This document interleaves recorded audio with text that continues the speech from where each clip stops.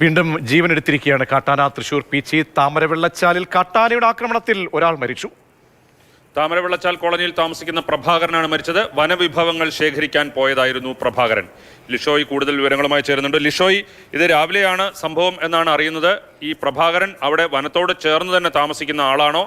ഇപ്പോൾ നേരത്തെ മെമ്പർ അജിത സംസാരിച്ചപ്പോൾ പറഞ്ഞത് മൃതദേഹം അവിടെ കാട്ടിനുള്ളിൽ തന്നെയാണുള്ളത്, ഫോറസ്റ്റ് ഉദ്യോഗസ്ഥർ അങ്ങോട്ട് പോയിട്ടേ ഉള്ളൂ എന്നാണ്. കൂടുതൽ വിവരങ്ങൾ എന്തൊക്കെയാണ് കിട്ടുന്നത് അവിടെ നിന്ന്? അതായത് ഈ വനത്തിൽ നിന്ന് വനപ്രദേശം എന്ന് പറയുന്നത് ഇയാൾ താമസിക്കുന്നതിന് തൊട്ടടുത്ത് തന്നെയാണ്. ഇവർ ഈ വനവിഭവങ്ങൾ ശേഖരിച്ച് ഉപജീവനം നടത്തുന്ന ആളുകളാണ്.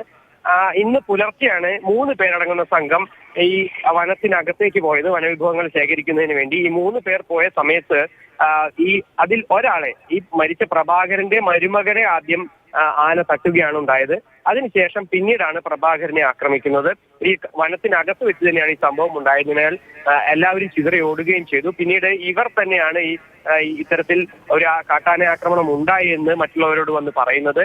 തുടർന്ന് ഫോറസ്റ്റ് ഉദ്യോഗസ്ഥർ അങ്ങോട്ടേക്ക് പോയിട്ടുണ്ട്. ഇപ്പോൾ ഈ ഒരു സമയം കൊണ്ട് അവർ അവിടെ എത്തിക്കാണണം. കാരണം ഏകദേശം 9:30 കൂടിയാണ് ഈ വിവരം പുറത്തേക്ക് അറിയുന്നത്. ഈ ഏകദേശം ഒരു 3 കിലോമീറ്റർ ഉണ്ട് ഈ ഉൾവനത്തിലേക്ക് ഇവിടെ നിന്ന് പോകാനായി. അത് വാഹനം പോകുമോ എന്ന കാര്യത്തിൽ വ്യക്തതയില്ല. ഇവർ നിന്ന സ്ഥലത്തേക്ക് വനത്തിനുള്ളിലൂടെ ഫോറസ്റ്റിന് വേണ്ടിയുള്ള റോഡും മറ്റ് സംവിധാനങ്ങളും ഒക്കെ ഉണ്ടെങ്കിൽ പോലും ഇവർ നിന്ന സ്ഥലം എത്രത്തോളം ഉള്ളിലാണ് എന്നുള്ള കാര്യം വനംവകുപ്പ് ഉദ്യോഗസ്ഥർ അവിടെ എത്തി അവരുമായി നമ്മൾ ബന്ധപ്പെട്ടാലേ മനസ്സിലാക്കിയുള്ളൂ. നിലവിൽ അവർ എത്തുന്നതേ ഉള്ളൂ എന്നുള്ളതാണ് നമുക്ക് അറിയാൻ കഴിഞ്ഞത്. എന്തായാലും ഈ മേഖലയിൽ കാട്ടാനകളുടെ സാന്നിധ്യം സ്ഥിരമായുണ്ട്. പക്ഷെ ഇതുവരേക്കും ആളുകൾക്ക് നേരെ ആക്രമണം ഉണ്ടായിട്ടില്ല എന്നുള്ളതാണ് അവിടുത്തെ ആളുകൾ പറയുന്നത്. ഈ പ്രദേശത്ത് തന്നെയാണ് ഇത്തരത്തിൽ മരുമകനെ ആദ്യം ആക്രമിക്കുന്നു, അതിനുശേഷം ഇവർ ഓടിയെത്തുകയായിരുന്നോ? പിന്നീട് വിവരങ്ങൾ അറിയിക്കുകയായിരുന്നോ? ഈ പരിക്കേറ്റ മരുമകന്റെ സ്ഥിതി സംബന്ധിച്ച് വിവരങ്ങൾ എന്തെങ്കിലും?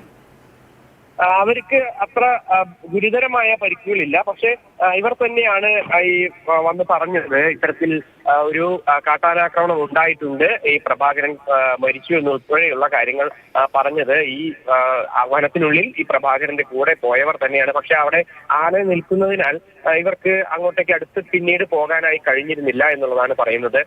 ഈ വനംവകുപ്പ് ഉദ്യോഗസ്ഥരുടെ സഹായത്തോടു കൂടി മാത്രമേ ഇനിയിപ്പോൾ അങ്ങോട്ടേക്ക് പോകാനായി കഴിയുകയുള്ളൂ. അതുകൊണ്ട് തന്നെയാണ് ഇത്തരത്തിൽ മൃതദേഹം അവിടെ നിന്ന് എടുക്കാനായി കഴിയാത്ത ഒരു സ്ഥിതി ഉണ്ടായിരിക്കുന്നത്.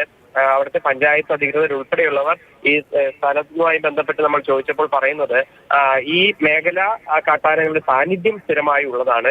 ഈ പീച്ചി വനമേഖലയിൽ നിരവധിയായ വന്യമൃഗങ്ങളുണ്ട്. കാട്ടാനയും അതുപോലെ തന്നെ പുലിയുടെ ആക്രമണവും ഒക്കെ തന്നെ പലതവണ ഉണ്ടായിട്ടുള്ള സ്ഥലങ്ങളാണ്. പക്ഷേ ഈ ഇത്തരത്തിൽ കാട്ടാന ആക്രമണത്തിൽ ഒരാൾ കൊല്ലപ്പെടുന്നത് അടുത്തിടെ ഉണ്ടാകാത്തൊരു സംഭവമാണ്.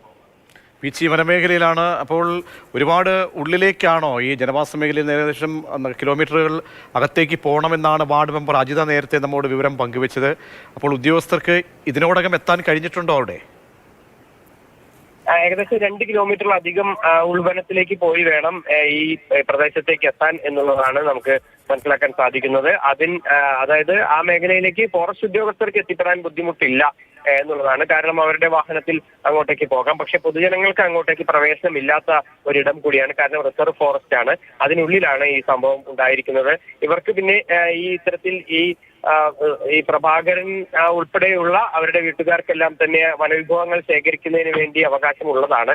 അതുകൊണ്ടാണ് ഇവർ ഈ കാട്ടിനകത്തേക്ക് പോയിട്ടുള്ളത്. എന്തായാലും അവർ ഈ പോയ ആളുകളെ സംബന്ധിച്ചിടത്തോളം അവർ അവിടെ നിന്ന് ഓടി തിരികെ നാട്ടിലേക്ക് വരികയായിരുന്നു. എന്നിട്ടാണ് മറ്റാളുകളുമായി ബന്ധപ്പെട്ട് ഈ കാര്യങ്ങളൊക്കെ തന്നെ അറിയിക്കുന്നത്. ഈ മേഖലയിൽ അതുപോലെ തന്നെ ഇന്ന് ഏകദേശം 9:30 കൂടിയാണ് സംഭവം ഉണ്ടായത്. ഉടനടി തന്നെ അവിടുത്തെ ആളുകളെല്ലാം തന്നെ വനംവകുപ്പ് ഉദ്യോഗസ്ഥരെയും മറ്റും വിവരം അറിയിക്കുകയായിരുന്നു. പഞ്ചായത്ത് ഉദ്യോഗസ്ഥരെയൊക്കെ അറിയിക്കുകയായിരുന്നു. ഇതുവരെയ്ക്കും മൃതദേഹം കാടിനുള്ളിൽ നിന്ന് പുറത്തേക്ക് എത്തിക്കാനായി കഴിഞ്ഞിട്ടില്ല. അധികം വൈകാതെ തന്നെ എത്തിക്കാൻ കഴിയുമെന്നുള്ളതാണ് നമുക്ക് മനസ്സിലാക്കാൻ സാധിക്കുന്നത്. വനംവകുപ്പ് ഉദ്യോഗസ്ഥർ അവിടെ എത്തി മറ്റ് നടപടിക്രമങ്ങൾ പൂർത്തിയാക്കിയ ശേഷമായിരിക്കും മൃതദേഹം അവിടെ നിന്ന് പുറത്തേക്ക് കൊണ്ടുവരിക.